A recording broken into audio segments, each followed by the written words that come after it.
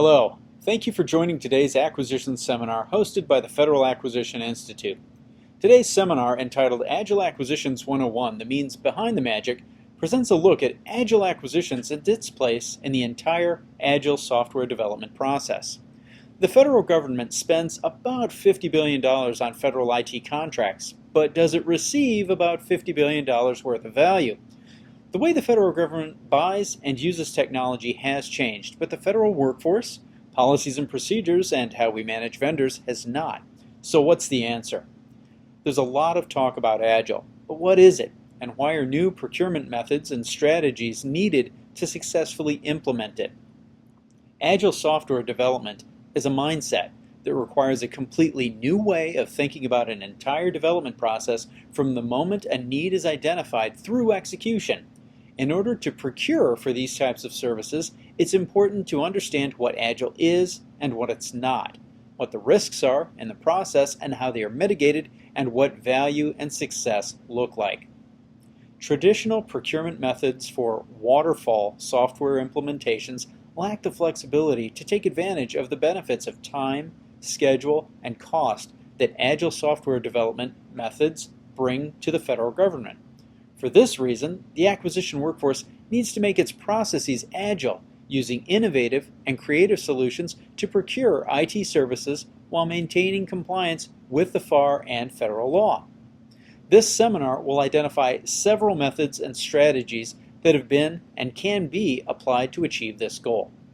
This seminar will feature examples of where Agile acquisition has been successfully implemented in the federal government. The lessons learned, success stories, and the opportunity to question the trailblazers themselves should give everyone a great foundation to begin. Now, to lay that foundation for our knowledge of Agile, we are pleased to welcome Chris Cairns, Managing Director, 18F Consulting under the General Services Administration, Tracy Walker and Jonathan Mostowski, members of the Procurement Strike Force team within the United States Digital Service, and Mark Nagar, Project Manager for the Buyers Club in the Department of Health and Human Services. Before we begin, let me remind you that we will hold a live question and answer session at the end of today's presentation. If you have a question about anything you may hear from our presenters, we encourage you to submit it at any time using the survey link to the right of the video screen. We will collect and review your questions during the presentation, take a short break, and then return to answer as many as we can. So let's begin with Chris Cairns from the General Services Administration, who will introduce us to Agile and its precepts. My name is Chris Cairns. I am the Managing Director at 18F Consulting, which is within the General Services Administration. And I'm here to talk about Agile software development. So first, slides don't work. What is Agile software development? Well, really, Agile software development is a philosophy, and the document that best captures this way of thinking is called the Agile Manifesto. And it was written by 17 preeminent software developers, including likes of Martin Fowler and Kent Beck in 2001. And the manifesto includes 4 core values and 12 key principles for Agile software development. 4 of these values that you can see here are individuals and interactions over processes and tools, working software over comprehensive documentation, customer collaboration over contract negotiation, and responding to change over following a plan. Now, I won't read off all the 12 principles behind Agile software development, but a few of them include customer satisfaction by rapid delivery of useful software, welcoming changing requirements even late in development, and working software delivered frequently with a preference towards shorter time frames, such as weeks rather than months. If you want to read the Agile Manifesto in full, and I encourage you to do so, please visit the agilemanifesto.org, or you can just type Agile Manifesto in Google. So why be Agile? Well, Agile helps you achieve success in 3 ways. From an organizational perspective, Agile helps you reduce cost and increase the value of software delivery, and thus increase your return on investment. Agile emphasizes shorter delivery cycles, which allows teams to identify risk early in the project, and if need be, to cancel the project before too much money is spent. Agile also emphasizes delivering the most valuable features first, so even if development teams can't complete 100% of the features, at least the organization is potentially guaranteed at least some of the benefit from the work. Agile also welcomes changing requirements at any stage of the project, so if business conditions change, and they do, Agile teams can adapt accordingly. From a technical standpoint, Agile emphasizes the importance of quality software. Quality in terms of reliability and adaptability of the software. And quality is achieved through such practices as continuous code integration, a 100% completion of each feature before moving on to the next one. And then lastly, from a personal standpoint, individual role players from developers to product managers to business executives, they typically derive a high degree of satisfaction and engagement while working on Agile projects. For example, developers enjoy writing quality code as opposed to making shortcuts and having influence on their work estimates. Agile teams are really empowered to be self-organizing and self-disciplined. Project managers enjoy being able to influence feature priorities on a continual basis, and executives enjoy long-lasting, high business value software. So there are a number of Agile methodologies that express the 12 Agile Manifesto principles in the form of specific practices. Two of the most popular methodologies are XP and Scrum. Now, one of the key differences between an Agile methodology and your more like traditional waterfall plan-driven methodology is that waterfall assumes that all requirements can be known up front and people never change their mind, while Agile takes the opposite approach. And as you can see here, the Scrum methodology, it's very simple in its format. And when a Scrum project gets kicked off, it starts off with the development of a product vision. And the product vision usually includes what are the goals and the expected benefits of the software. And then that product vision is translated into a product backlog. And the product backlog is represented in the form of user stories. And user stories are prioritized by cost and benefit. And the cost is usually expressed in a term called user story points. And so when a project team kicks off a sprint cycle, and the sprint cycle is usually 2 weeks in duration, they have a sprint planning meeting, and they look at the product backlog and decide, based on the team's capacity to complete work during that period, how many of the user stories can they take on.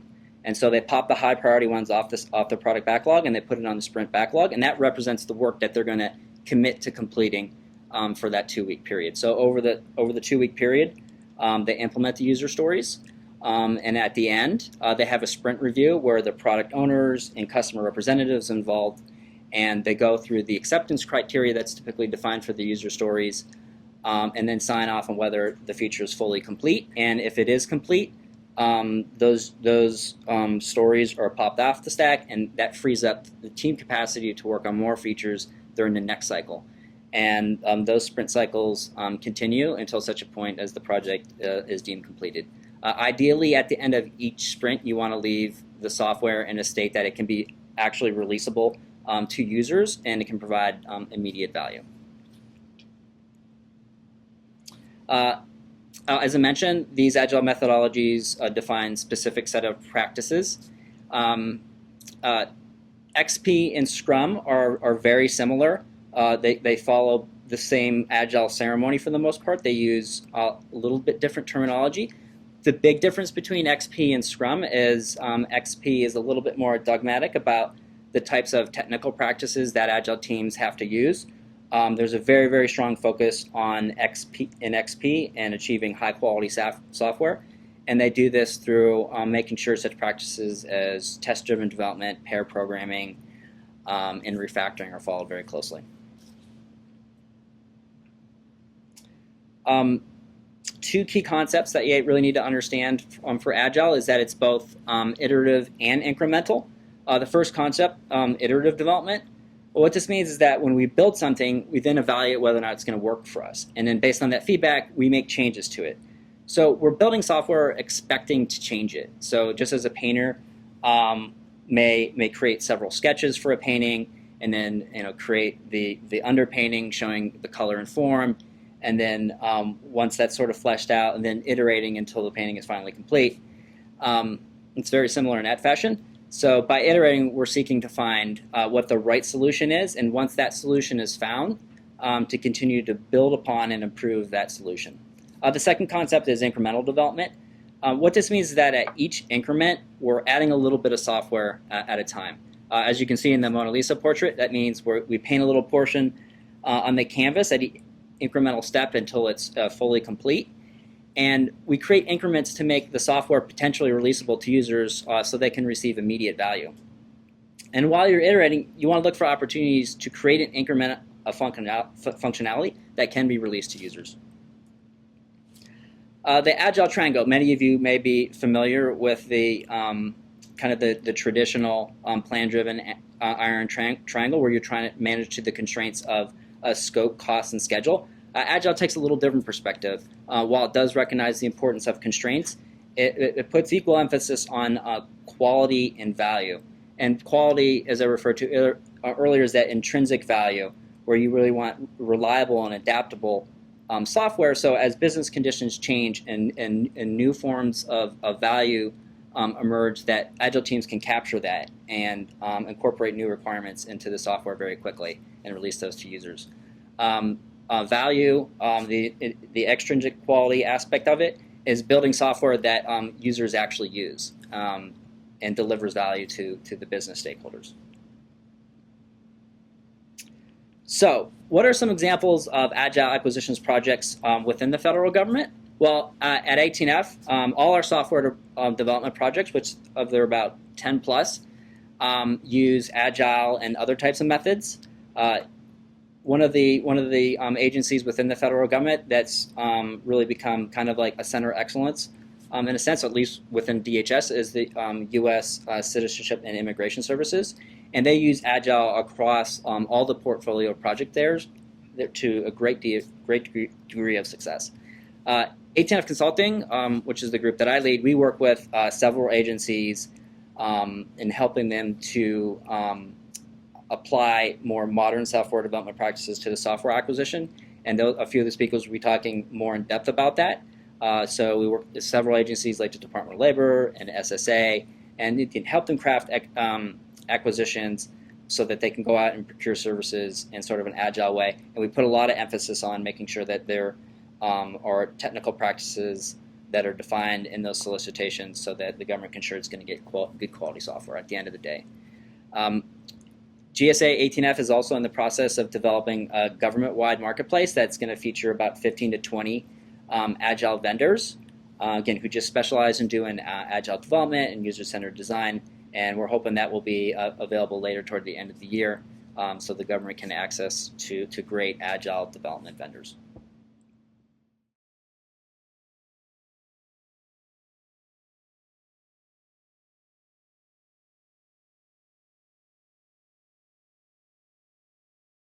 Okay. Hello, I am Tracy Walker. I'm Jonathan Ostowski. And we are here with the United States Digital Service. And we are here to talk about Agile acquisitions. Now, Chris has explained what Agile software development was, but we wanted to bring in the concept that you can actually do contracts in a new way for these services. Now, why does the government need to change the way it buys services? Right now, the government spends about $50 billion on federal IT contracts, but does not receive $50 billion worth of service. That's a lot of money going out, and we are not getting the full value for those dollars in the government. So we want to change the way that the government buys technology. Basically, we want to improve the way that people are trained.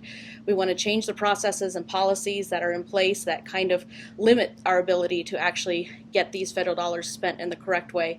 And we also want to reach out to new partners and new solutions that are out in the marketplace that we have a very high barrier of entry, limiting our ability to get to these kinds of companies that do these really innovative approaches.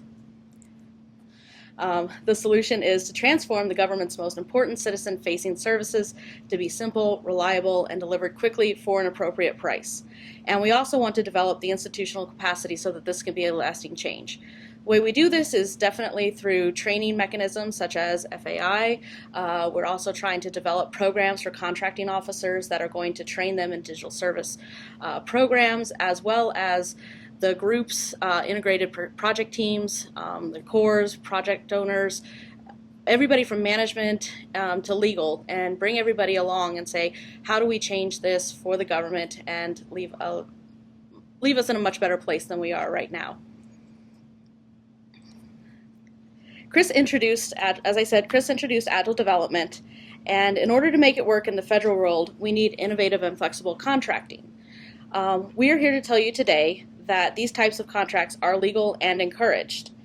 Basically, if the FAR doesn't say you can't, then you can. We are going to provide some ideas and approaches to implementing Agile contracts.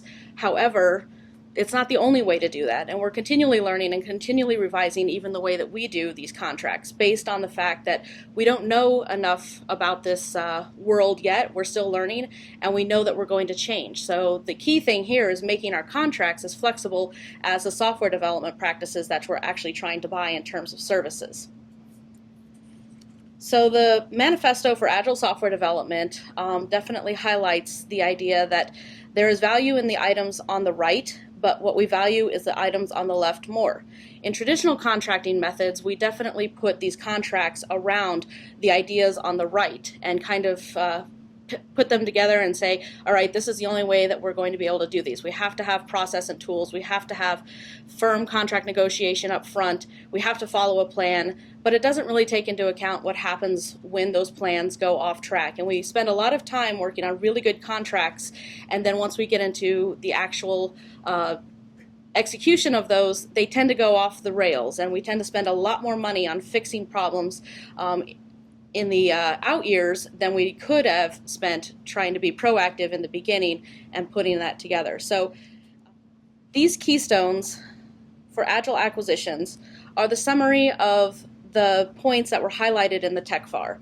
And the TechFAR, along with the Digital Service Playbook, was released by the White House in August 2014 as best practices for buying digital services. And this can be found online by searching at whitehouse.gov. These are basically kind of strategies that can be employed for putting these contracts together. You understand that you need to buy Agile software development, but how do I actually write a contract that encapsulates basically everything that you're trying to buy from a service perspective? So switching around the way that we do contracts in this environment is that we understand the needs of the end user community, and those are what sets the priority, as opposed to having a huge requirements package that has been pre-done, 300 pages of requirements, and that's what has to be delivered at the end of the contract. Right now, we really want to understand what are the end user's needs and put those into smaller just-in-time requirements. We also need to give the integrated contractor and government Agile teams the resources needed, inclusive of flexible contract, and trust that they can deliver the required system. One of the big tenets of Agile teams is that there is trust built in between them. And in the government world, there is sometimes barriers to building trust. And to make Agile work, you really have to have a combined team in which everybody is a player and understands the roles and responsibilities from procurement all the way through to the contractors who are actually delivering it. The other really important keystone for this is the proper training on Agile implementation. It is very important that everybody from the executive level all the way down understand what does Agile mean, how do I get value out of an Agile process, and what does it mean to actually be implementing these kinds of services, and how are they different from what was been delivered under a traditional waterfall methodology. The other important individual interaction keystone in this grouping is that the government and product owners and the cores must be empowered with decision-making abilities. And that means that they have to be able to make day-to-day decisions on priorities and not have to run through chains and chains of government processes that kind of bog down a release strategy or bog down the ability for them to make decisions. And they also have to be able to be empowered enough by their executives to remove roadblocks and get these projects out the door, because it's very important to have releasable working code as the end value for these contracts, So that leads to working software over comprehensive documentation. As I mentioned, contract requirement documents need to be drive towards overarching objectives. This is where performance-based contracting works hand in hand with Agile software development. In a statement of objective, you're announcing your objectives for what you want your contract to do. In an Agile software development, your user story is your objective for what functionality you want to have done. So those combined in this world is the perfect entity for marrying those two, the parts of the FAR and also the Agile software development process. User stories are just-in-time technical requirements, and they also include the technical acceptance criteria for what that end product needs to have. So in terms of the way that we execute these contracts, we're not removing anything that's required in terms of technical acceptance, requirements. We're just making them look a little different than you traditionally do today. And we provide flexibilities for you to be able to have that just-in-time requirement, so that when the new big thing comes through or the end users have a major problem with the system that you've released, they can come back in and fix that very quickly, as opposed to having to go to a contract modification to say, I need to fix this. The most important thing about these is that the value that you get out of these contracts is not necessarily that your contract ended and it was completed, but that you have the frequent and continuous delivery of functional product and software code.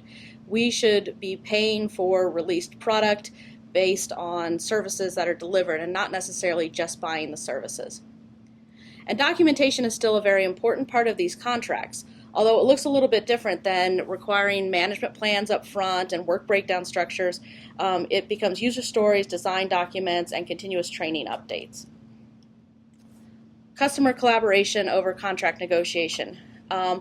I think one of the very big differences in an Agile contract versus a regular contract, waterfall contract, is that the technical requirements and the deliverables are not the same as the contract requirements and deliverables, and these should be defined separately. So when you're asking for functional requirements of what you want a system to do, that is no longer considered a contract requirement. It is actually a functional requirement, and your contract requirements are more in the terms of iterations. How many iterations am I going to get in a period of performance? And what do those iterations look like, and what is the process by which I'm going to get those on a continued basis? And the customer collaboration is very important as well, and that should include your internal customers as well as your external customers. That should have your legal, your security, your 508 compliance, privacy requirements. All of these should be baked into your Agile process and into your contract requirements. They're still in there. They're just being put into the process and kind of delivered as part of the iterative process. So instead of waiting until the very end of a contract to do your security review, you should probably get together with the entire team and figure out what are the security requirements that have to be implemented along the way, and start developing those and putting those into each iteration. And finally, responding to change over following a plan. Your end users are really the key component of this, and that they should be receiving the features which provide them the most value. Therefore, the priorities that you have for systems should look as must-have, should-have, could-haves, and then allowing your contracting officer representatives, your product owners, to manage those priorities. That is very important, and the contracts that we have, that we're advocating here, allow for that flexibility. The other main thing is that software development doesn't end. So contracts have to take that into account by purchasing software development process versus a delivered software system. You are continually going to be getting a new iPhone update. You're continually going to be getting a new, Samsung update. A new version of an Apple is always going to be released. There's at no point when you're working in this software world, unless you want to completely get rid of that software choice that you've made or develop it into a completely different platform, that you're ever going to need to make changes. So your contracts have to take that into account and not look at the end goal of the contract as being the end goal as a delivery of a system. It can be somewhat of a minimum viable product that says we've got a working version and now we want to continue to enhance on it. But there's always going to be enhancements to that software. So taking that as a tenet of these kinds of contracts is very important. We're also definitely advocating the modular contracting methods to reduce the too big to fail mentality, that encourage flexibility and change, and also still meeting the FAR requirements. So modular contracting methods definitely provide the ability to get out of contracts. It has exit strategies that allow you to mimic what is being done in the industry right now, and that we can't necessarily just terminate a contract by saying we're done with you and walking away from the table as they can potentially in industry, but by using modular contracting and reevaluating where you are in the process and then moving forward and making new decisions and revising your own internal processes and figuring out whether something worked well and you want to repeat it or you want to scale it, or was it not working and it was really hard to manage, how do I reduce that? So these methodologies, by kind of going in smaller chunks, 6 months, a year for a contract period of performance, and then redoing it, relooking at it, is very effective. It also allows you to implement such things as award terms or options effectively and as part of your strategy in order to get the best services provided. And we also want to make sure that under these that we are dissuading being locked into proprietary solutions. I'm sure everybody has that contract that they've worked on where the company has come in and said, well, we delivered it, we developed it, and therefore it's ours, and we are the only ones that can ever work on this. So therefore, if you are going to terminate this contract, then you basically have to start from scratch all over again. What we want to do, especially with these software development contracts, is make sure that what the government buys, it owns. And that's in terms of the code that gets developed for the solutions that we're looking for, the platforms. Even if we have to go into licensing of a commercial off-the-shelf product, if we do any configuration or code changes, those are ours, and that we've bought the services that actually relate to those. So make sure in terms of the clauses that are employed and the language that you put in there that you're not locking yourself into something that's proprietary, because you want to be able to get out of this and move to a different provider if that agile process that one company is providing doesn't work out for you. So now I'm going to turn it over to Jonathan, who's going to explain a little bit more of the how do we actually implement these and what do they look like in terms of the solicitation process. All right, thank you, Tracy. So Chris provided a nice explanation as to how Agile development works on the program side, and Tracy provided the framework for how we've used the digital playbook and the tech FAR to build the constructs around our recommendations for contracting. So now as we move to the next level, the more tactical approach of how we implement these two, I thought I'd start with iron triangles. As Chris gave a nice explanation as to how the iron triangle has shifted in the Agile model, that's more referring to the programmatic approach to the iron triangle. But as my fellow contracting officers out there would want to acknowledge, the iron triangle very much still exists, so nobody has to panic. But how we use the iron triangle is still going to shift a little bit in the contracting perspective. So first and foremost, both under waterfall and agile approaches, cost, schedule, and performance remain the boundaries of the iron triangle, and those don't change. The difference is under waterfall contracts, we want to maintain predictability through fixed delivery schedules and system requirement. Under Agile contracts, however, we want to maintain flexibility for the purposes of quality and end-user priorities. In this case, we're using trade-offs made within the contractual parameters between cost, schedule, and performance. So you still know what your program's going to cost, you still know what your schedule and when you're going to stop work, and you still maintain that overarching scope, but you have the flexibility built in there so that the contracting officer is out of the business of functional changes. Speaking of changes, I want to talk to you a little bit about changing mindsets. Steve Maraboli said, once you change mindsets, everything on the outside will change along with it, and that's what we're doing here. Under waterfall contracting, we focused on individual labor categories, fixed end products, and steady states. What this means is new features means new costs, new schedule, and it's driven by very detailed contract tracking mechanisms and program mechanisms such as work breakdown structures, earned value management, and formal plans. So when you make those changes to the functional space, you're talking about rebaselining schedules, resubmitting costing plans, and updating EVM tracking data so that the reports match the work that was actually performed or will be performed in the upcoming period of performance. That's even before you get to changing the actual contract itself, depending on what level of detail the system requirements were documented. Under the Agile approach, we're focused on teams. We're not so interested in the construct of the teams, but that the team has all the necessary skill sets to be able to deliver the process that you need. Speaking of process, we're looking at the repeated process for functional code. So think of it as a service contracting, and the way you measure whether that service was actually delivered was through a potentially shippable increment, meaning what comes out of that service iteration is something that you can use, and you heard about that in Chris's presentation. Now, instead of a steady state project, what we're really focusing on is future development, working off bugs that are discovered, whether they're discovered after an iteration or as a latent defect, and then also working on enhancements. In this situation, new features can take a variety of different forms. It could be more teams, meaning spinning up other development teams. It could be longer schedules, not that the iteration lengthens, but that you add additional iterations. Or it could simply just be a matter of reprioritizing the backlog. And finally, the project is driven by a flexible document known as the roadmap, which means we've painted a vision of where we want to go. The scope remains the same, but the individual stops or milestones along that roadmap are very flexible.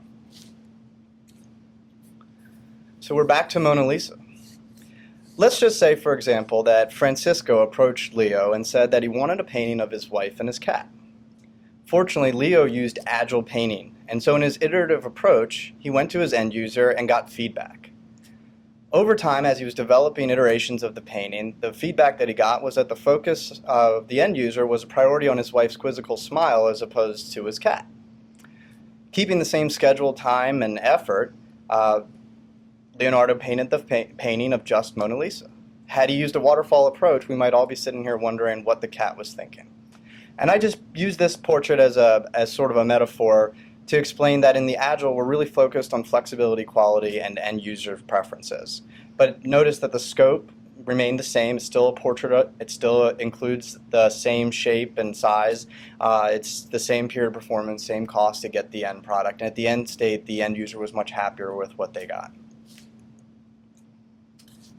So when we talk about the Agile development process or these iterations, what's going on there? Well, this is just one example of the process that could be occurring during an iteration. And don't necessarily take this diagram to imply that these are sequential. So this could be a sequential process, and mind you, these iterations could be as little as 2 weeks, maybe as many as 4 or 5 weeks, depending on the process that's being used. But the individual activities are all being coordinated together, and that would be part of the requirement or the performance work statement that would be bid back by the offer, and we're going to get into that in a little bit more detail in a future slide. I just wanted to put that picture out there. When we say iteration, what is it that's going on? And this is a representation of that. A lot of times the question I'll get is that the FAR doesn't allow it, or even maybe the FAR is completely silent on it. As Tracy pointed out, if the FAR doesn't say you can't, then you can, and that's absolutely true. But in this case, there's a lot of examples where the FAR actually does provide us tools that we can use for Agile contracting. And here's just a list, and I'm absolutely not going to go through every single one of them, but I do want to point out commercial contracting. When you think of this, a lot of times we think of FAR Part 15 and getting unique services to the government because we're focused on the specific end product. But in reality, what we're talking about now is buying that service. And this service of Agile development is a commercially available service that industry has been doing for a very long time. It's where we got the idea from. So in commercial contracting, we have a lot more streamlined processes, so we can speed this up. We have a lot more competitive processes. We're lowering the barrier of entry for vendors to come in with their unique approaches and strategies. I also wanted to mention the firm fixed price because we do advocate using a fixed price per iteration. Since, as I said, that iron triangle fits right around each one of those iterations, that scope is very predictable and well-defined.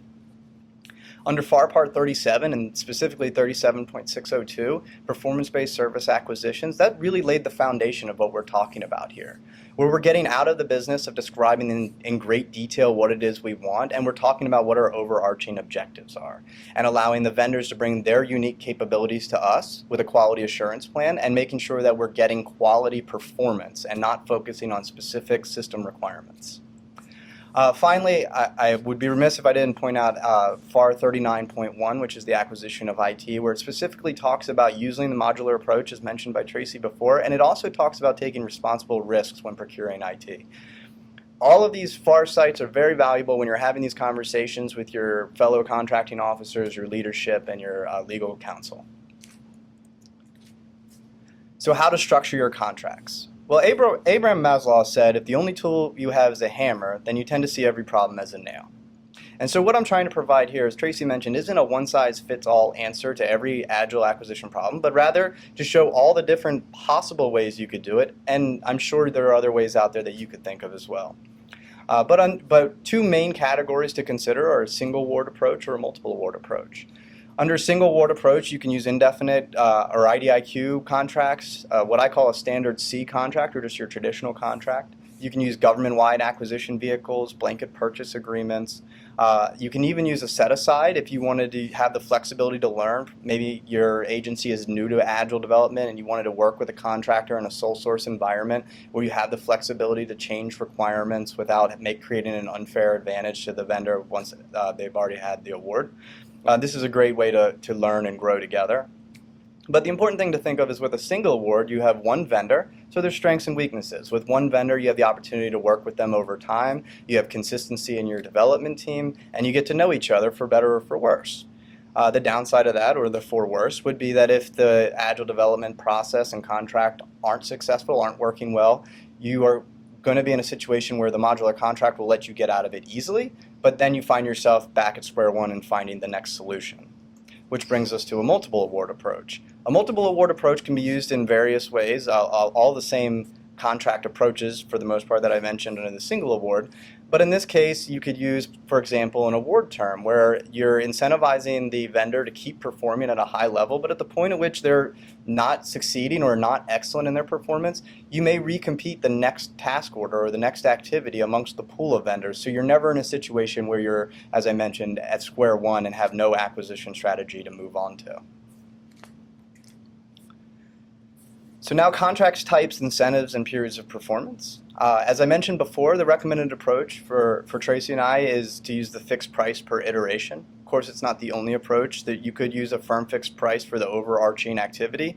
You could use a time and material or labor hour vehicle. I would caution the use of the time and material, while there's a lot of benefits to it and flexibility and ease in implementing.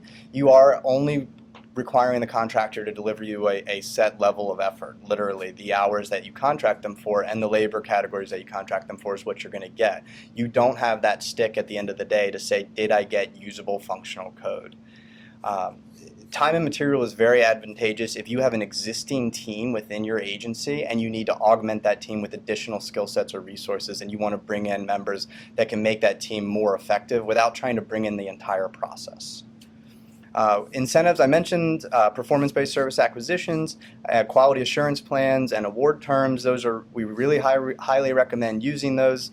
Of course, award fee and incentive fees can be used as your agency might determine appropriate. Just make sure that they're really tied to the process and to the release of functional code.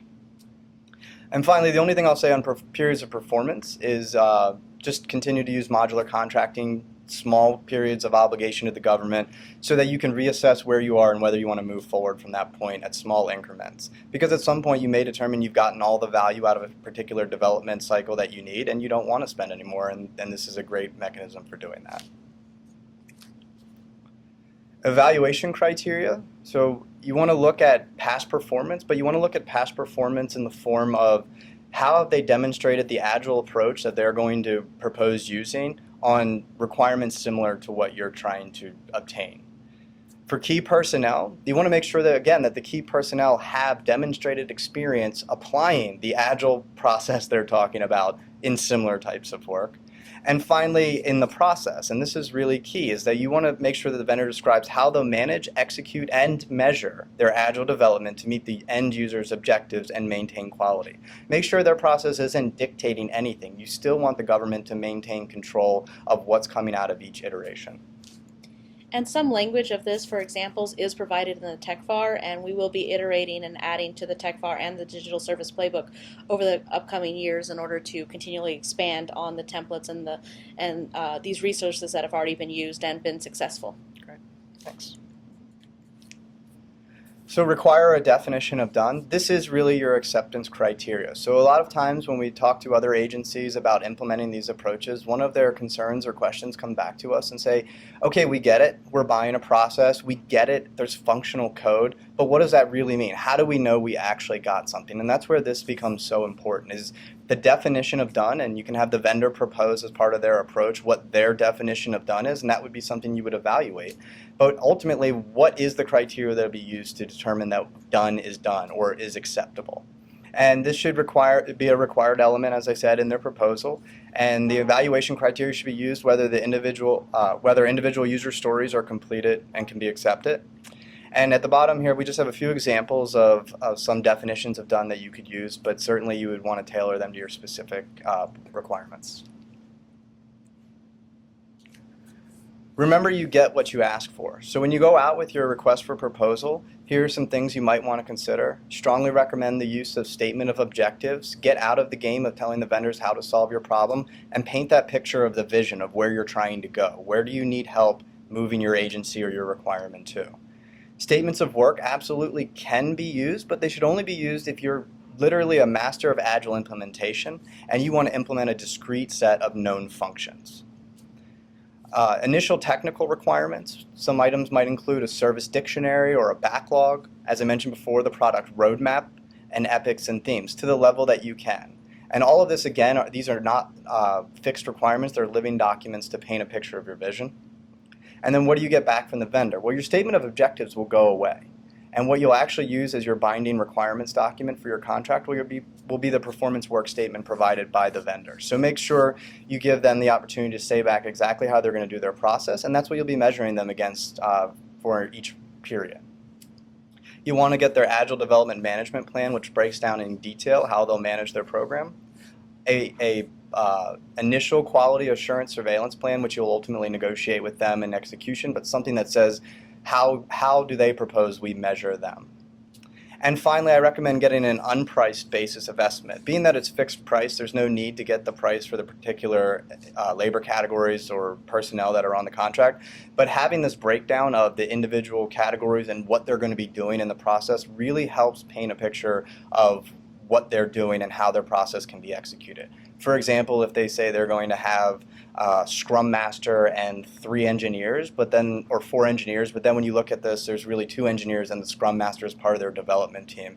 Then they got to explain to you how that person is going to be able to manage their sprints or their development cycles and be a contributing partner to the development team.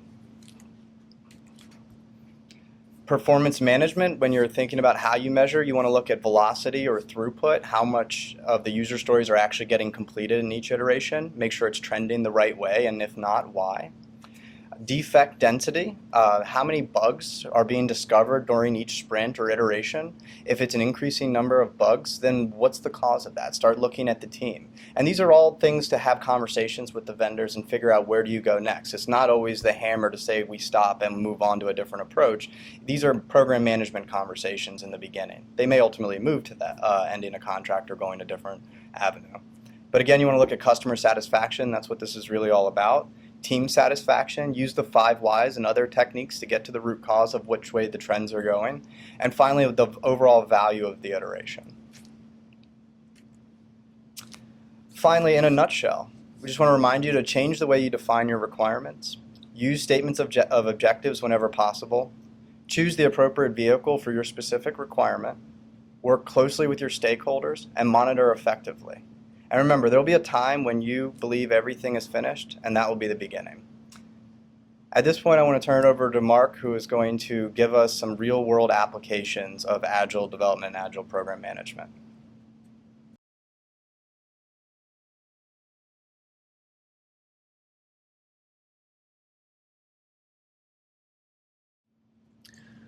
Hi, my name is Mark Nagar. I work at the Department of Health and Human Services within the HHS Idea Lab. It is the Innovation Center at HHS. IDEA stands for Innovation, Design, Entrepreneurship, and Action. Last year, we launched a program called the HHS Buyers Club. It's our effort to innovate and revamp the acquisition of IT services. Several years back, you may have heard about healthcare.gov, and there were a lot of challenges with the launching of that website. I think because of those challenges, you've seen a lot of focus on really innovating and trying to modernize the procurement or acquisition of IT services. You've heard Chris speak, as well as Jonathan and Tracy. There are a lot of groups across federal government that are focused on improving the acquisition of IT services, and HHS is included. While the HHS Buyers Club is a new program, it's not the only one that is focused, and I wanted to make sure that I mentioned that because Chris's group at GSA, at 18F, the U.S. Digital Services, as well as many other groups are focused on this, and as you can probably tell by our joining together with this acquisition module, we're trying to educate a lot of the federal acquisition workforce and program workforce throughout the government and even outside of government, all stakeholders. This problem can't be solved without everyone being involved. Now, the way that the Buyers Club was stood up initially came out of two scenarios, or two unique areas, perhaps, I'll say that. One was the release by the White House of 3 documents: the Innovative Contracting Case Studies, and the Digital Services Playbook, as well as the TechFAR Handbook. Those 3 documents were very profound and are likely to have a very dynamic effect on what you see during the next 5 to 10 years. And even though those 3 documents came out and provide a lot of information, you're likely to see them evolve over time, and we hope they will, because the more they do and the more people share information, the better we're all going to become at developing better solutions across the IT area. The other area that sort of helped to launch the Buyers Club was not anecdotal data, but actual research developed by the Standish Group in their Chaos Manifesto, which links that are attached to the PowerPoint slide you can see. What we found is that acquisitions larger than $10 million tend to fail, and they tend to fail at very high rates. Acquisitions or contracts are over budget, end users aren't involved in the process, and a myriad of other opportunities for failure exist, and we're really trying to focus on mitigating the failure and increasing the likelihood of success. So with that, we launched the Buyers Club. Now I can tell you, while that $10 million figure may stick out, I can point to probably dozens in the past year of contracts that I've come across where contracts of $1 million or less have failed. Oftentimes we have contractors that propose on and win contracts that really have no business performing some of these IT services. And I think part of this goes back to that the government does a somewhat poor job at this point in vetting vendors. We tend to rely on text-based proposals, and it's really hard to determine core capabilities. Having been in procurement and been in government for a while, I've seen plenty of proposals, and I've seen that it's really hard to distinguish who really can do the work and who can't do the work. So it's incumbent upon us to make these changes and constantly iterate and evolve, and you could even call it in an agile manner, the way that we go about acquiring services such as IT services to make sure that the contractor or vendor is capable, willing, and actually can deliver what we need in a suitable amount of time. Now, you've heard Chris and Tracy and Jonathan talk about agile acquisitions, talk about the acquisition area, talk about implementation, and I'm going to go into some practical scenarios. So, I initially mentioned the problem with IT service failure and the statistics we have. And when I'm on the slides, you can see here a lot of the solutions that we have outlined, such as re-engineering the process. The acquisition process is pre-award, through solicitation, and post-award, which is the actual implementation process. And I'm going to lay out what the HHS Buyers Club has done as just one example of how we're trying to accomplish this. Before I go any further, though, I want to lay out the 3 objectives of the Buyers Club. One is to test innovative acquisition methodologies, some that came from the White House Innovative Contracting Case Studies, some that we have determined to be hybrids, and some that we created on our own. Next is the development of newer, easier, more effective acquisition models and processes that I'll get into in a moment.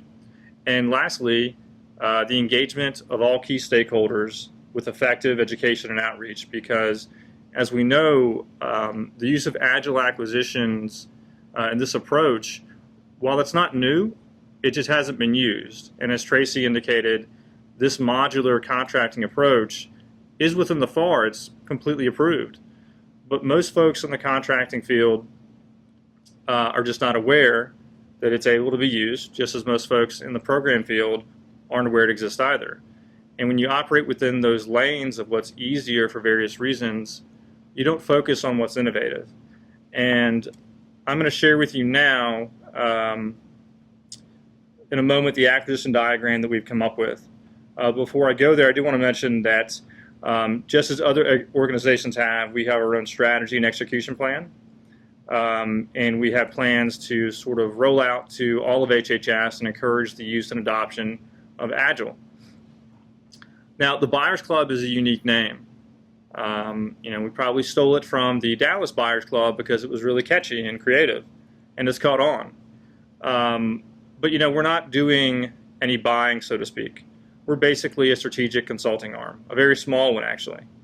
And we are building and developing a large community practice within HHS, and also working with our interagency colleagues to further develop best practices, common barriers and solutions, potential pitfalls, lessons learned, and so forth. Since this problem of improving acquisition of IT services is federal-wide, we feel it's necessary to share what we're doing as well as to learn from others. So whether you're in the program end user side or you're on the contracting side or somewhere in between, we've realized some other internal problems we're trying to solve with the Buyers Club. You'll often hear within Agile implementation the use of teams. It's a very team-structured approach, and we think collaboration is essential to success, regardless of what you're doing, whether it's acquisition of IT services or anything else. In this particular case, if you look at the diagram, you'll see something very unique here, but I'm going to give you a breakdown of what usually happens. Typically, a programmer end user will spend some time developing a statement of work, and it's a kitchen sink full of requirements, as Tracy mentioned. Some can be very, very long, and that's with people who think they know what goes into these IT systems. And oftentimes, a lot of those features are never used. So we're trying to determine a better way. Now, oftentimes, the procurement group feels that the program group will not let them in to help them with strategic planning or developing acquisition plans or strategies. They feel that procurement can be a barrier. And the program side with the end users, they feel the same way about procurement, that they're going to be a barrier. But really, when you think about everything together and you think about Agile acquisitions from a pre-award standpoint, you want to bring in your best and brightest. I think this is what Pepsi does, what Coke does, what any Fortune 500 company does. When they want to develop something new, when they want to ensure success, they're going to bring in their A-team. And it's going to be very cross-functional. But that's not what we do in the government. In the government, we have this assembly line approach where the end user will put together a statement of work and they'll pass it down the line. But in doing so, the procurement office probably won't see or hear about this requirement until it hits their inbox. And at that point, their clock is ticking. And typically in the third and fourth quarter of the fiscal year, where there's really much, little that they can do to accomplish success. So part of our approach, again, when you look back at these figures and the failure rates, anecdotally and from actual peer-reviewed research, you'll notice that the more collaboration you have, the earlier you have it, the more chance you have for success. So we're asking the program officers and end users to invite all subject matter experts as soon as it's determined that you have a need for an IT system, have need for some sort of software development. Because in doing so, you're giving everyone, possibly within internal stakeholders and including external stakeholders, time to help strengthen your statement of work, develop it into a statement of objectives, and really that path will help lead you to success. At least that's the way that we've seen it done, especially in the private sector, and we'd like to mirror that as much as possible. So in doing this, and if you follow this diagram, which I'll admit is in alpha or beta, it's very common sense. It's a common sense approach. You want to bring in those SMEs. You want to get IT to help you, provide their guidance, budget and finance to give you their guidance, procurement to help you do market research, to show you what is available.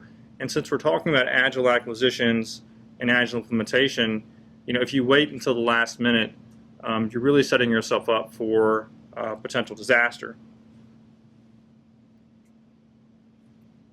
Now, I want to talk about an actual use case. This was the first use case from the HHS Buyers Club. And it took a lot of hand-holding, arm-twisting, and persuading to find a guinea pig to try the Agile approach. And why? Because it's new, at least new to them. It was new to the procurement office. It was new to the program. And, it took a while for us to go through and to help them. From this slide, you can see the current, we call it ASPE. Everyone loves acronyms in the federal government. It's the Assistant Secretary for Planning and Evaluation. And they gather data from all across HHS, and they put it on a main site. We do a lot with open data, and this is one example.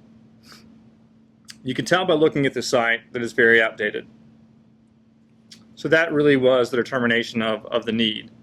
ASPE, as I'll call them from now on, had a need for a new web content management system, something more 21st century, where they could share and engage with the public and other stakeholders. They also needed a new external-facing internet, internal-facing intranet, and some redesigning of several databases to help accomplish their mission. There, when you see the ASPE Web Content Management System that's underlined, that's a link to the actual solicitation in case you'd like to look more at it. When we first started working with them, they had a 28-page kitchen sink full statement of work. We worked with them, and by we I mean the procurement group, the end user, project officer, and myself, to whittle that down from 28 pages to a little less than 10 pages. And that was a statement of objectives. I'll admit it probably wasn't a complete statement of objectives, but over this 2-month process of iterating from this SOW to the statement of objectives, we took our time to make sure that we satisfied all parties involved. And anytime you stray from the traditional norm of acquisitions, you have to do it gradually with a lot of people, and that's what we did here. So now that we had the statement of objectives ready, we focused on the actual solicitation. And we knew we wanted to pursue an agile acquisition landscape of how we were going to evaluate and how we were going to actually compete and award and eventually implement what ASPE needed.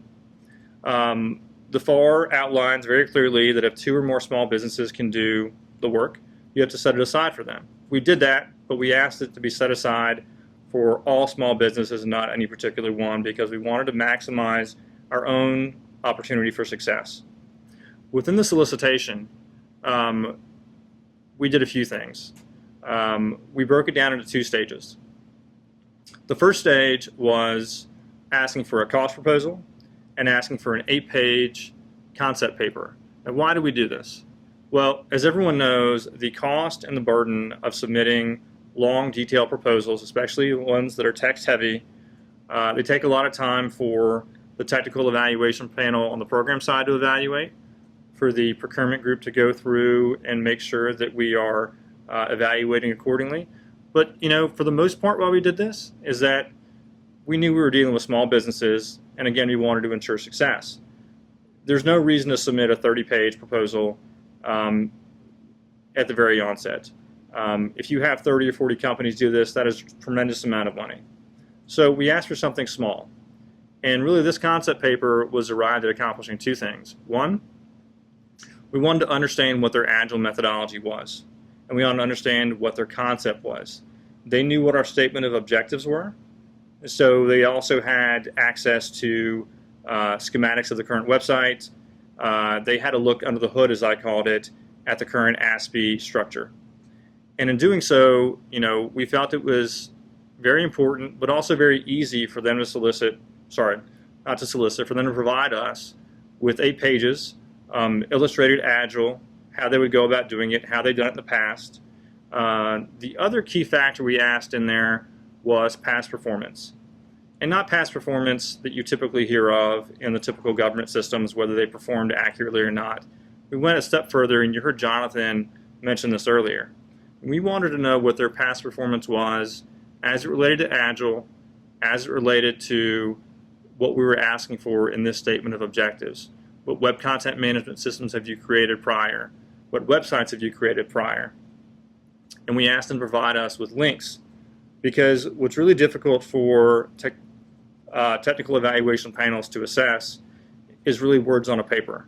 When you can actually go and look at a website and you can understand and compare it to what your vision is, it really helps you to make a decision when you couple all that together and see something tangible. So that's what we did there. From that point, and I'll go back and mention that we had 24 initial submissions, which was great. 24 is a good number, and when you're dealing with reviewing 8 pages as opposed to 30 pages, it takes a lot less time to evaluate. We down selected there. This really amounts to 2 different competitive ranges, and both competitive ranges had different technical evaluation factors. In the second stage, when we down selected, we gave 5 small businesses, the top 5, each $10,000, and roughly about 2.5 weeks. And we asked them for 3 things. We asked them for a revised cost proposal if necessary. We asked them for a performance work statement, which included utilizing the tech FAR and utilizing the digital service playbook, quality control plan, and other efforts for quality assurance, so that we knew more about how they were actually going to implement what we wanted. And at this point, we felt it was appropriate to go and ask them for more information on a text basis, because they'd passed that first hurdle. But the single primary reason of this 2-stage down select was to ask for a prototype. Now, prototypes aren't necessary, but I think in this case of what we were doing, we really wanted to try something different and experiment, and we encourage a lot of groups to do the same. With this experiment, we asked and provided details and instructions on what we wanted on the prototype. We wanted some working code. We wanted mock-up frames of the web content management system, and we did this in a way for the $10,000 we gave them to ensure they could actually accomplish this in the amount of time. And when you break it down, that $10,000 equated to about 80 hours, give or take. Now, we can't guarantee they spent 80 hours or 40 hours or 300 hours, but what we could guarantee was via this purchase order, this fixed price purchase order, we could get something from them, and we could actually determine whether or not they were truly capable and figure out who would be the best contractor to perform the work. And it worked very well. The evaluation factors were certainly on point. I think for this particular case, this approach worked very well. I can tell you, having spent a lot of time with the technical evaluation panel and with the contracting officer, they'd always wanted to try something like this, but both had always felt that if they approached the other one with this idea, or something similar to this idea, it would have never flown. But once you get folks in the room or start doing acquisition planning the way it should be, which is having these integrated product or project teams, a lot of things can happen from there. A lot of brainstorming, a lot of creativity, but definitely a lot of collaboration. And that's what happened here. In these slides, you can see 3 prototypes. This is prototype 1. This is prototype 2. And this is prototype 3 and the winner. I think we really lucked out here. The winner of this solicitation turned out to be really, really great for this group. Not only were the end user, dynamically and really involved in the project, all the way through the acquisition process, but also to award. And one of the key things about having this prototype once we awarded is, you don't have to start off with a kickoff meeting and talk about where you're going to go and how you're going to start. With this aspect and this experiment and this use case, we actually had working code. And we could start with this website. They could go back and they could give their opinion. At that point, the Agile implementation actually starts. We actually had probably, to our benefit, a great project officer, now the product owner, and a great company that won the solicitation, that won the award. And I'm going to go through shortly and explain, how often they communicate and how effective it's become. But before I do that, I kind of want to outline, a little bit the use case, because every time that we are doing a project at HHS, we're doing a full use case. And that is going to involve until the project is completed, because we think it's important to share what's going on every couple of months so that others can benefit from what we're doing, as opposed to waiting 2 to 3 years once the project is complete. In this particular case, we learned a lot of advantages. We learned a lot of gotchas.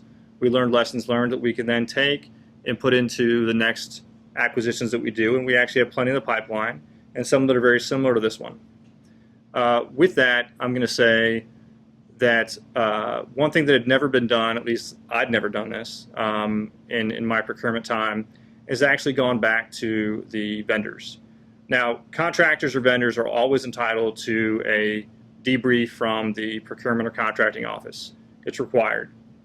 But in my time, I'd never actually gone back to the contractor or vendor and asked them what they thought about the solicitation. And so I did that. I did that with all of the Stage 2 contractors. I did about half of the Stage 1 contractors. Initially, I sent out a basic survey to be filled out, and I followed up with all of them to get more feedback. And I can tell you that I learned a tremendous amount that I would have never realized. And this has helped us to refine our approach, to refine our solicitation. And for this particular case and for others, we now have ideas that we can put into use to make it better. But I didn't just interview and get feedback from the vendors.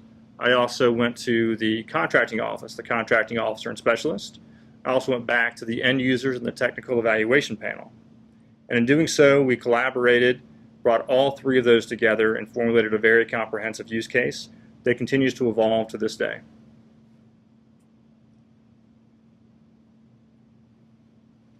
So, I've talked about Agile acquisitions, pre-award, solicitation, all the way up to award. Now, Agile implementation, which is really, I think, where the rubber meets the road. It's where you have the most likelihood of failure, and it's where you need the most attention. And you do need very strong product owners. You need very skilled contractors. And so I think we've gotten up to this point, especially with this particular use case. And I can tell you that, I have probably weekly interactions with the product owner. And I can tell you from speaking with them and gathering feedback on a consistent basis that I know that the product owner and the contractor communicate daily, which astonished me. They operate in 2-week sprints, even though they do communicate daily. They share a very rich technology stack, most of which can be acquired free off of the internet. They use Scrum planning tools, use a variety of different Agile implementation methods that really helps them. It's also important to note here, even though I often reference the product owner, they are the end user and they're tied in with their program office. And going by their office all the time, I can tell you they have whiteboards up, taxonomy up. They have really delved into this. Now, it may take them more time than is typical, but at the end of the day, once this project is complete, they're going to have rich features and better features than they would have seen in their kitchen sink statement of work. They're going to have a much better end deliverable and end up with a much better value. But this implementation has been night and day according to the end users. And they work hand in hand with a contractor to accomplish everything they're trying to do. They use desktop sharing. They use all the typical things that you would think. But really what surprised me and what really opened my eyes to the Agile methodologies that I honestly can admit was not completely aware of a year and a half ago.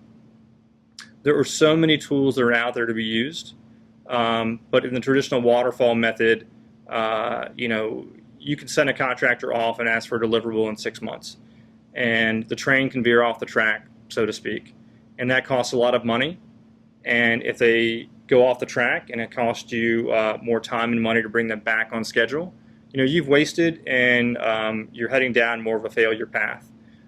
With this particular instance, having all these tools that are all cloud-based, anyone from the product owner, anyone in the program office, and anyone in the contractor group can go on at any point in time, and it can interact on anything they're doing on any given day at any given minute. And that's very helpful to them. And that's true Agile implementation. Again, collaboration leads to success. And this use case has proven that. So what's next? This is one particular use case. I know, as I mentioned before, that GSA's 18F has many they could probably share, as does the U.S. Digital Service and many other organizations. And we're all trying to collaborate and share what we're doing so that we can share with others for their benefit. As far as the HHS Buyers Club goes, we have plenty of the pipeline of projects we're focused on. They're at different stages of pre-award, solicitation, and post-award.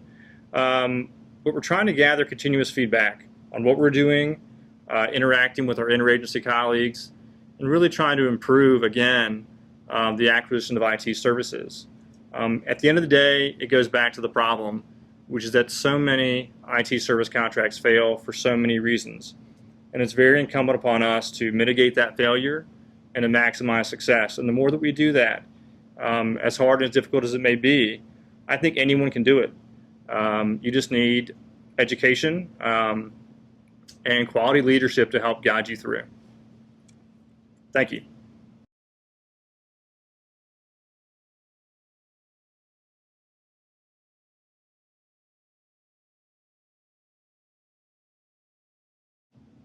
Well, our thanks again to Chris, Tracy, Jonathan, and Mark for their presentations on Agile. We certainly hope you found today's seminar beneficial, as we're sure it gives us all a greater appreciation for what can be done to serve the American taxpayer. Now stay tuned as we take a 5-minute break. After, we'll return with our guests to answer a few of your questions.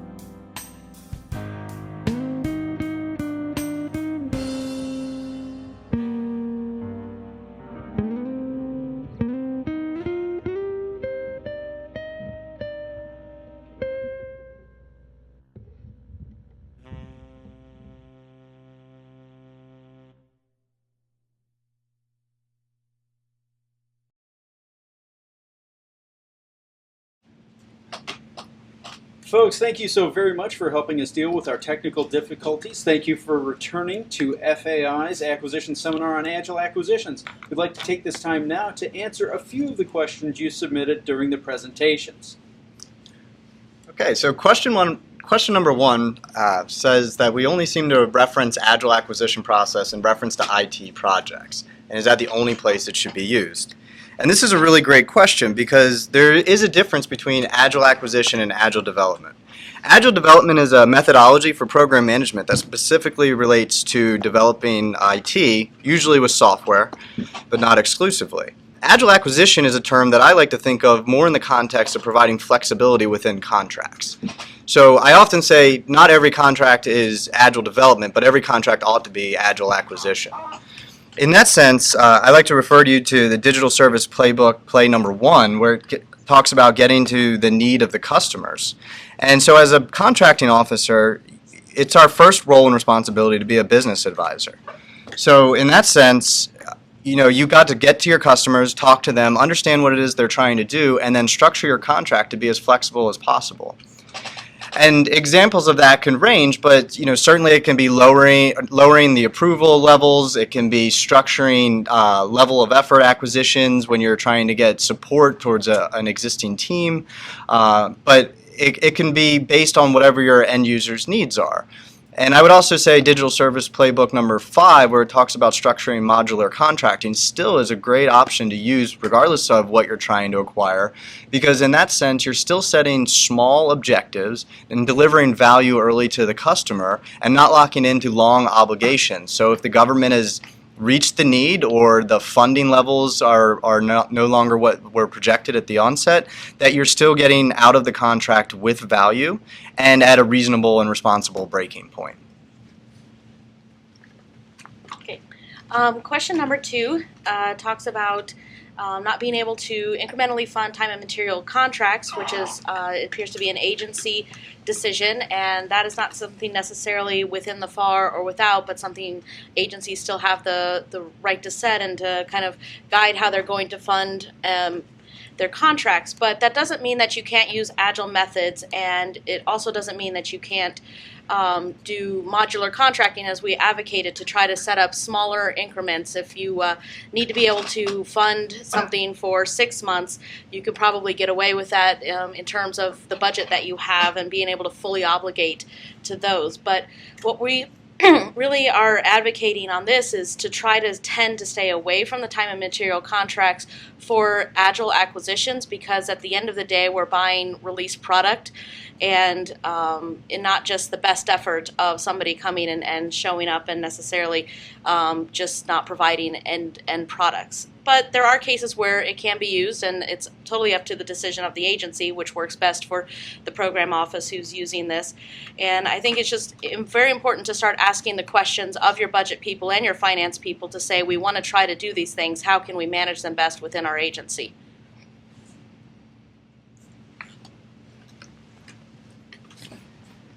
All right, question number 3. Where does beta testing fit into the scheme of things? So the first thing about Agile is that every iteration, which is typically 2 weeks, you are delivering releasable software to at the very least, internal stakeholders, primarily to the product owner.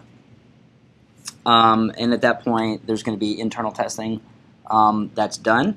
At some point, you may wish to release the software into more of a live environment. A beta is one type of early release that you can do so that you can test the software out in more of a live environment and start to learn from actual users.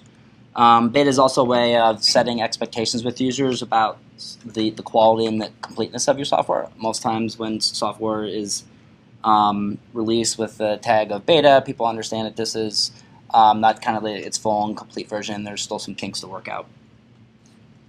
And of course, it's always best to be using real users as opposed to fake users in beta testing.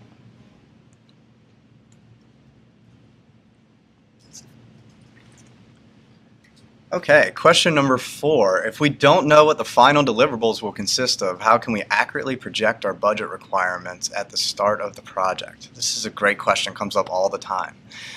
So it really goes back to changing the concept of what our requirements are. But planning your budget is still the same thing. Doing government estimates is still the same thing. You're not going to just cast aside best practices in that arena.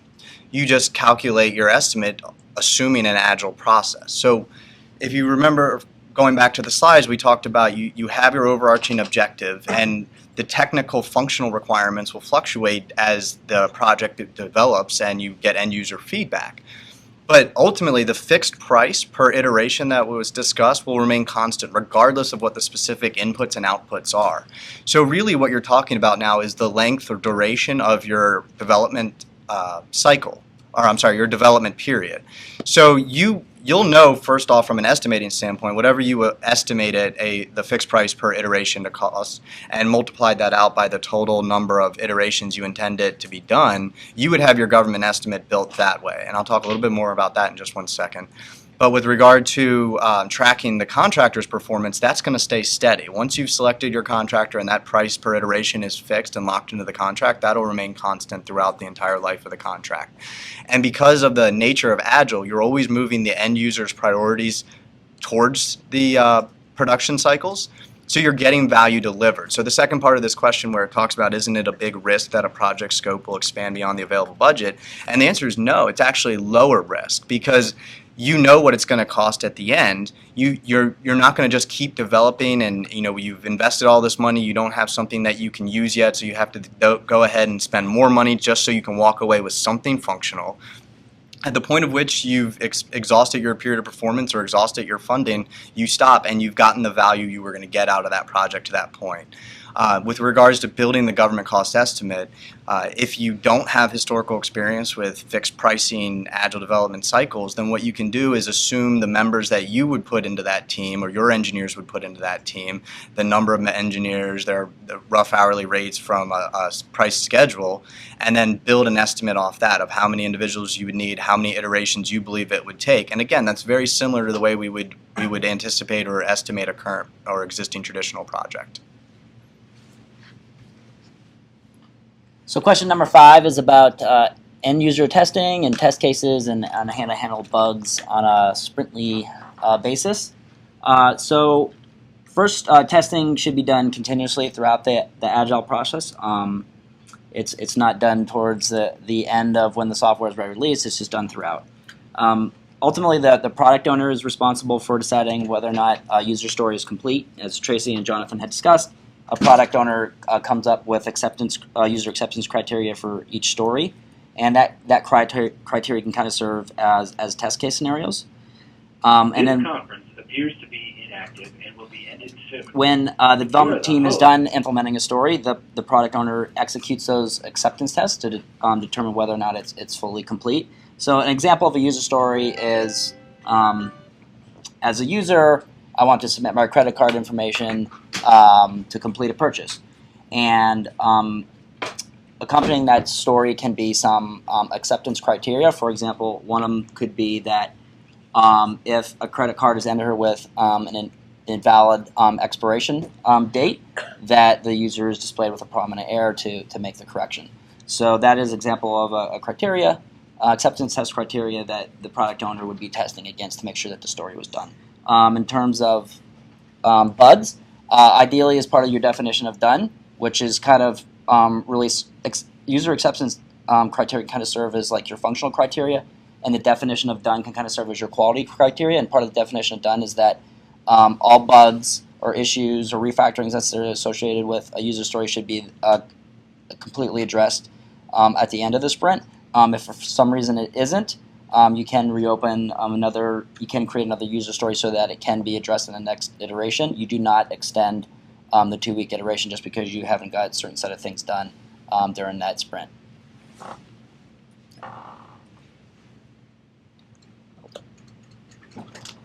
Question number 6. Since this approach is new, what challenges have we faced? Based on such factors as availability, experience, enthusiasm of government functional SMEs. So I would say, based on my experience, that Agile is definitely a new approach, and I'm assuming this is probably coming from someone maybe it sounds like a question coming from someone on the IT organization. it can be a challenge for the business side as well in this new approach, that they actually have to dedicate people to be sitting with the development team every day. But that's also what makes this process really successful. So absolutely look for opportunities where you can kind of pilot this approach and really follow the detailed rules of the Agile methodology that you're following, so that you can gain experience and then show how this is a more valuable approach. And with that, you'll start getting more acceptance from different types of stakeholders who need to be committing resources more full-time. And from my perspective, I've definitely seen enthusiasm comes along with success. So as we've been implementing these on kind of case-by-case basis, there's definitely been a hesitation to start, and then once it starts happening and it starts working, and then the team is engaged completely, and they're producing actual applications or functionality, and then they get to go back and change that if it's not working right away, or there's problems that start to happen, and we can identify those at the contract level very quickly and start getting those things worked out. And so there's been a lot of acceptance, especially once, even though it's kind of a little fearful to get into. But I would definitely go back to what we said earlier, and that is get involved in training. There's a lot of communities out there that practice Agile. There's a lot of resources out there available. So this is a new adoption for the government, but it's not a new adoption for the industry. And go out there and find people to talk to who do this. And there's a lot of fun to be had in this new process and adopting it quickly. And it's kind of a neat challenge to be part of in innovating and creating these new contracts, because it's kind of a breath of fresh air within the government to say we can change things quickly and not spend a whole lot of money doing it correctly the first time and not having to fix those problems down the line. So we've definitely had a lot of enthusiasm for it.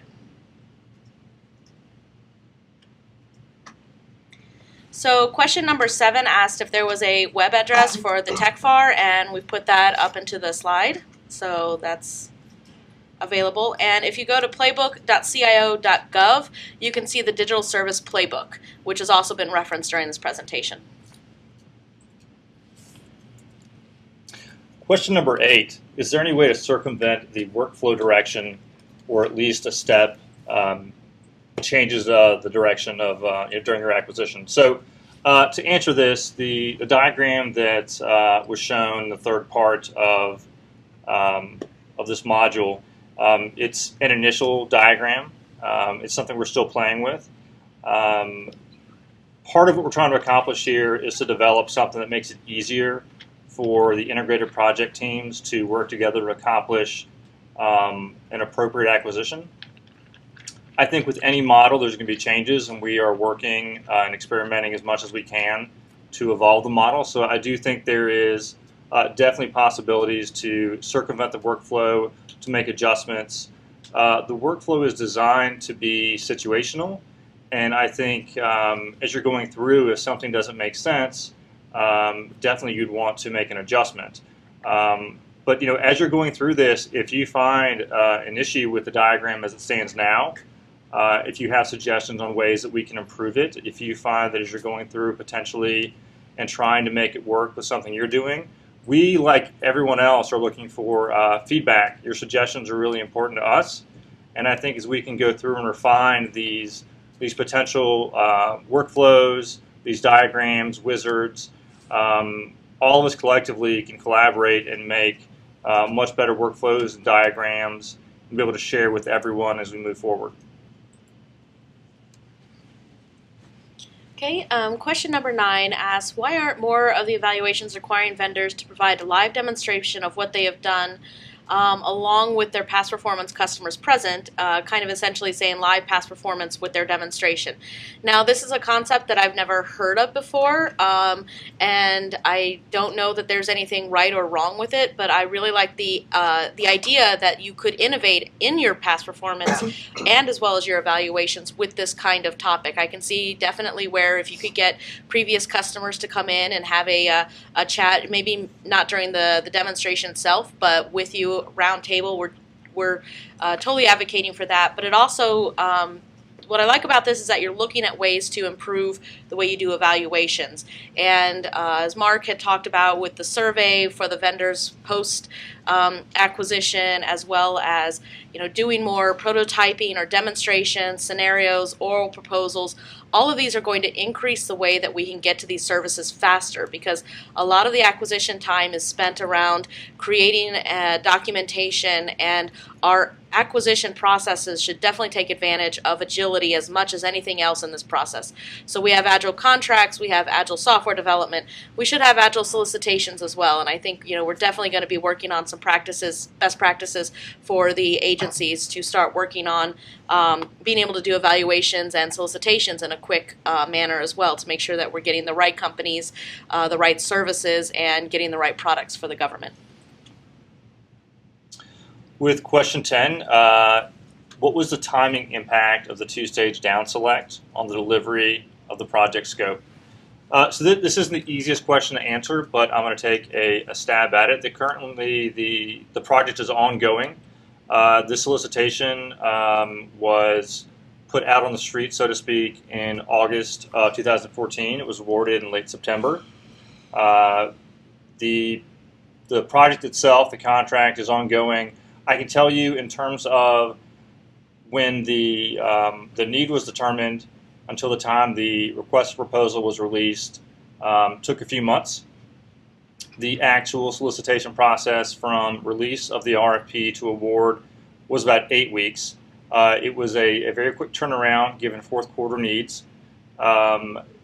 Typically, without a lot of effort and without involvement of an integrated product team or project team, this could take potentially 6 months to go from need to award, sometimes even longer depending on what you're trying to achieve. So what I sort of want to point out here to give you an idea of the impact is if you have an integrated product or project team, depending on which language you use, which language you prefer, I think you'll greatly minimize the time it takes to strengthen your statement of objectives, to strengthen your acquisition strategy. And anytime you can collaborate with all the internal and external stakeholders, the impact will be very positive regardless of which method you choose, whether it's a two-stage down select or a different one. And in terms of the delivery of the project scope, the two-stage down select was definitely an agile type model, definitely a new way of doing things, although it's been done in the past, just not as often. I think in terms of actually achieving successful delivery of the scope of the statement of objectives, I think it helps because one of the things that the program had here they would not have had before by just utilizing a text-based proposal is that they were able to see a minimal viable prototype, some coding, a wireframe mock of the home page, and the prototype prior to making an award. So when you have that before you actually make an award, you can start really with something. And when you start there with the award and the kickoff meeting of having something to look at and be able to evaluate that before you go down the road of doing an agile development, you are already ahead of the game. And I think you really start off with a partnership where you both have agreed that the initial prototype was a good start, was successful, and will help you to move quickly and also stay on the same page, and as I like to say, to keep the train on the tracks and to keep moving in the right direction in unison. Don't forget, the Federal Acquisition Institute has recorded today's seminar, and the video, along with the presentation material you saw today, will be posted in the media library on fai.gov. You should be able to access these items in a week or so. On behalf of the Federal Acquisition Institute, thank you once again for joining us.